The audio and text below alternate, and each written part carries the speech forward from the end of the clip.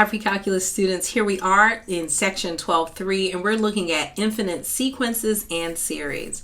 So a couple of things that we need to kind of familiarize ourselves with, and these are new concepts. An infinite, well, the first one isn't that. An infinite sequence is one that goes on forever and ever. That's not that big of a deal. So when we consider an infinite sequence, it can be a geometric sequence. We're going to primarily be thinking about geometric sequences in this section, but it's just one that will continue on forever and ever, and we're kind of used to that. So infinite sequences. But then we have some sequences that maybe will continue on infinitely, but it has a limit in terms of its amount. I don't know if you've ever remember me in class talking about something like if you were in a room and you had to leave that room, but the only way to leave that room is to approach. This is a door, by the way. And the only way to get out of the room is to get to the door. But the caveat is the door is 10 feet away and you're only allowed every day to go half the remaining distance of the door. Will you ever leave? And so the first day you'll go 5. The next day you'll go 2.5 for a total of 7.5. The next day you'll go 1.25 for a total of like a little bit over 8. And you'll keep going half the remaining distance every day. And you can do this till the very end of the ages and you will never leave the room. So in that case, there is a limit to this series. If I think about adding up all the distances, so I'm adding up 5, I'm adding up 2.5, I'm adding up the 1.25, so forth and so on. If I continue adding up these bits, so you know when we continue adding, we're thinking about that as an infinite series. If I think about this infinite series, it has a limit. Even infinite sequences can, in a sense, have a limit, as we are in this case drawing down to 0. You see how we're drawing down to, getting closer and closer to 0, all of these little values. So limit is the limiting number, the end where we're going to end. We can't go any further. Limit in terms of mathematics and in terms of calculus, which you'll be studying soon, is really it's really kind of like a boundary line. It's say, hey, this is not going to get bigger. In fact, it's approaching a certain value. And so that's what we're going to talk about. All right, I know these aren't the greatest notes to put in your notebook, a picture of a person in a door, but just stay with me. So let's go ahead and take a look at this. Let's estimate the limit of this situation. Now, there's some techniques when thinking about the limit of a rational expression. I have a couple that I like to use. This textbook uses a different one, but I'm going to use one that I think is a little bit simpler. Not that the textbook is wrong. I just think this is simpler to think about, and I teach my calculus students this as well. So what we see is that we have this sequence that's going on, and we see that this is the formula of the sequence. So this would be like 1 placed in each of the n values, 2, so forth and so on, and that's how we get those values. So what is the limit? So what we have to do, first of all, is look at the degree of the numerator and the degree of the denominator.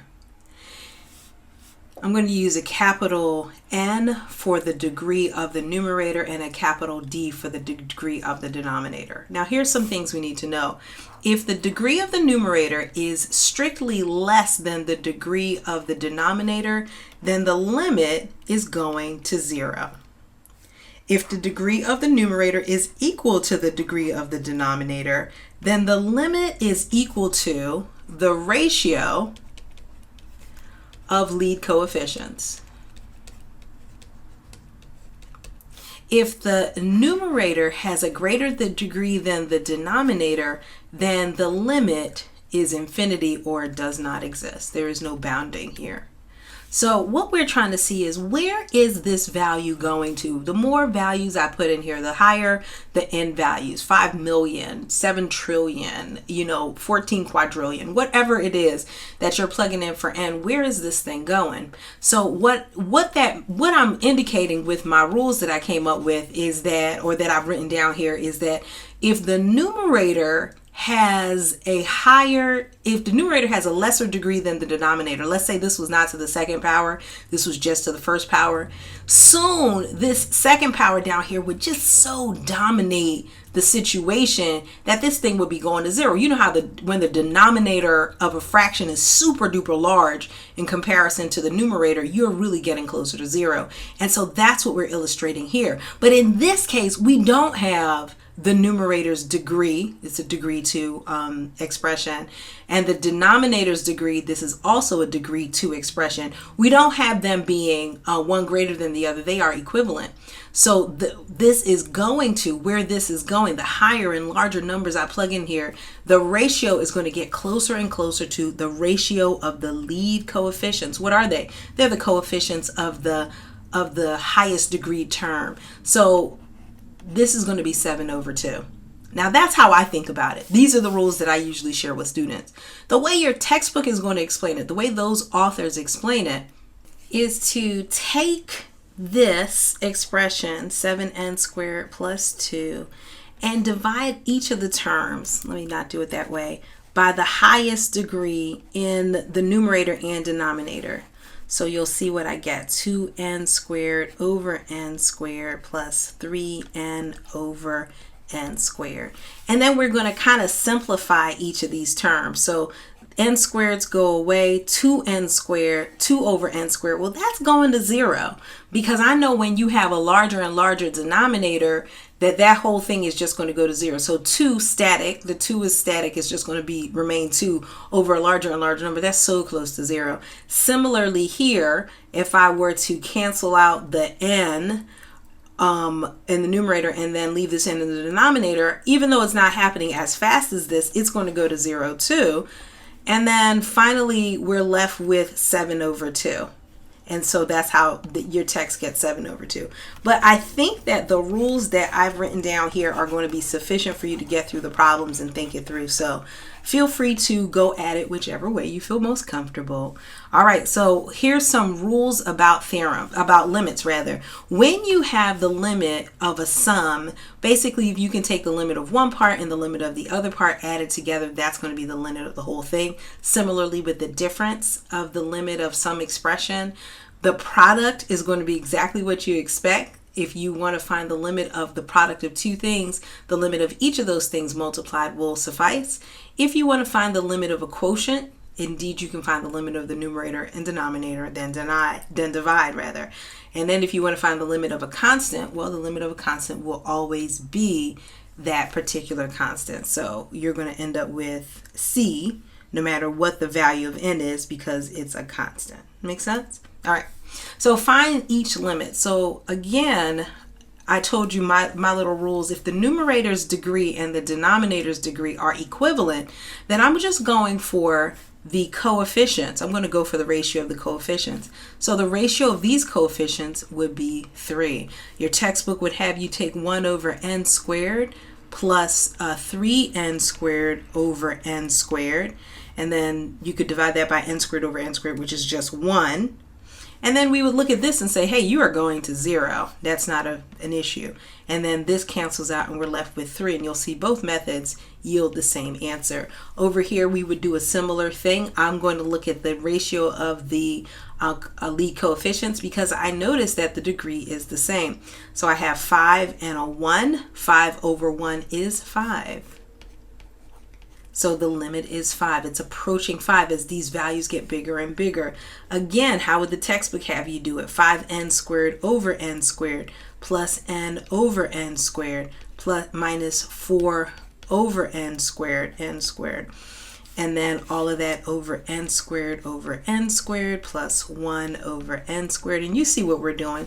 Goes to 0. Goes to 0, goes to 0, and I'm left with 1 over 1, 5 over 1, which is again 5.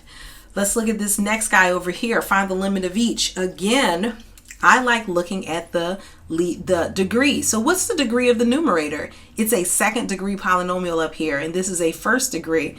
The degree of the numerator is greater than the degree of the denominator. Do you remember what that was? I wrote this rule down. When the degree of the numerator is greater than the degree of the denominator, we have no limit. This thing is unbounded. The higher these n values go, the higher the whole thing goes. And you could see that if you divide it as the text would have you do, divide each of these terms by the 2n, and then we get 2 over 2n plus 5n over 2n plus 4n squared over 2n. This goes to 0. This goes to 5 over 2. So far it looks like it's going to 5 over 2, but then over here, 2, 4, we get 2n. 2n is unbounded. So we end up with 2n over 5 plus 2. That would be the limit. But it's not really a limit because it doesn't actually taper to a value. It doesn't taper to 0, doesn't taper to any ratio. So this has no limit. And again, you could just look and say, hey, the numerator's degree is greater than the denominator's degree. Therefore, this is unbounded. Now, this one's interesting. If you look at it, we have -1 to the nth power times n. So if we ignore this -1 to the nth power, if we just kind of put it aside for a minute, basically we'd be dealing with n over 8n plus 1. If I were to think about where this limit would go, this limit would go to 1 over 8. Realize that the coefficient here is 1. The degree of the numerator and denominator are equivalent, and therefore I can just look at the ratio of the lead coefficients of the numerator and denominator. That was the second way, when the numerator is equal to the denominator's degree. They have the same degree. So I get 1 over 8. But what does this -1 to the negative n do? What does that do? So, -1 to the n. What does that do? So if -1 is to the n power, if I raise it to the first power, this is -1 over 8. If I raise it to the second power, it's going to be +1 over 8. And so what we get is this oscillating back and forth between +1 and 1/8 and -1/8. And therefore the function, or this sequence, if we're looking at it as a sequence, does not taper down to one value. It oscillates between two. And in this case, there is no limit. So we come to the idea of the sum of infinite series, and it would seem like an infinite series would not actually have a numerical value, but as we talked about with, walking halfway to a door every day for the rest of your life, or for infinite many days of your life, you realize that, you can have a sum. Depends on what's happening with those numbers. So let's look at the notation here. If S sub n is the sum of the first n terms of a series, then S is the sum of such number such that S minus S sub n approaches 0 as n increases without bound. Then the sum of the infinite series is going to be this. S sub n such that n approaches infinity will be just the sum of the series. It'll make more sense when we do some actual applications. So here's what we know. We know that when we have a geometric series, this value, the sum of the entire geometric series, can be a finite number as long as the common ratio is less than 1. The absolute value of the common ratio is less than 1. So we're talking about numbers between -1 and +1, not including, all right? Not including the number. So this would be the formula that we would use. So let's go ahead and check out this situation here. We're going to find the sum of the series. So this series continues on infinitely, and so we're dealing with S, not S sub n. So we're dealing with just an S. The first thing we need to do is find the common ratio. The common ratio is going to be -3 over 21, which we recognize as -1/7. This value, the absolute value of that R value, is indeed less than 1, so that means we can apply this formula. S is equal to A sub 1. I'll write the formula out here, 1 minus R over 1 minus R. So when I scooch down, we get that the sum is equal to 21 over 1 minus -1/7. And so if we do a little bit of work here, we're going to get, let's say this is 7 over 7. We're going to get 8 over 7. And then we would multiply that and then end up with 21 times 7 over times 7 over 8. We multiply by the reciprocal when we're dividing. We get 142 divided by 8, which is going to give us, not 142, guys, I'm sorry, 147 divided by 8, which is going to give us, what would that be? 8 goes in about 18 times, 18 and 3/8. So that would be the sum of this infinite geometric series.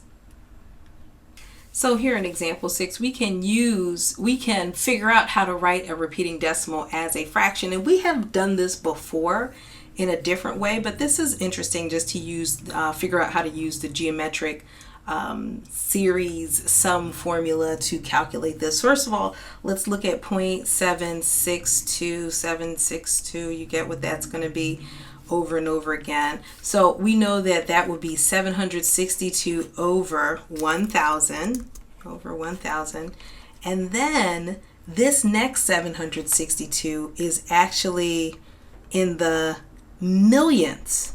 So that's 762 over 1 million. And then this next one would be 762 over, can you guess it? 1 billion. So you see what we're doing, right? We're multiplying the denominator by 1,000 each time. And so that's what this is. And so we're trying to figure out what that value is. What is that as a fraction? So if I'm adding up all these fractions, what is that? Well, really, what I want to know is what is the sum of all of that, right? And so we can see that the common ratio is going to be 1 over 1,000, because that's what we're multiplying each of these by and then adding. And so if we use that formula that we just learned, S is equal to A sub 1. Oh, by the way, and this is definitely less than 1, so we're cool. We can use this formula, A sub 1 over 1 minus R. So let's see how that works out. A sub 1 is 762 over 1,000 over 1 minus 1,000. And so that's going to be 762 over 1,000. All of that over, well, if I have 1,000 over 1,000 minus 1 over 1,000, that's going to be 999 over 1,000. And then you know that we cross cancel, do a little fancy party thing. We can multiply top and bottom by 1,000, or we can multiply by the reciprocal, and we get that the fraction that we're looking for, the sum, is going to be 762 over 999. And of course, we could probably reduce that. And so how would we reduce that? Maybe by 3. And so if I divided the top by 3, we get 254 over 333. And so that is definitely one way to do it. It's not the way that I would think about doing it, but it is a way to do it. Anyway, I hope that made sense. I'm looking forward to talking to you guys soon. Let me know if you have any questions, concerns, or comments, and we'll talk soon. Bye-bye.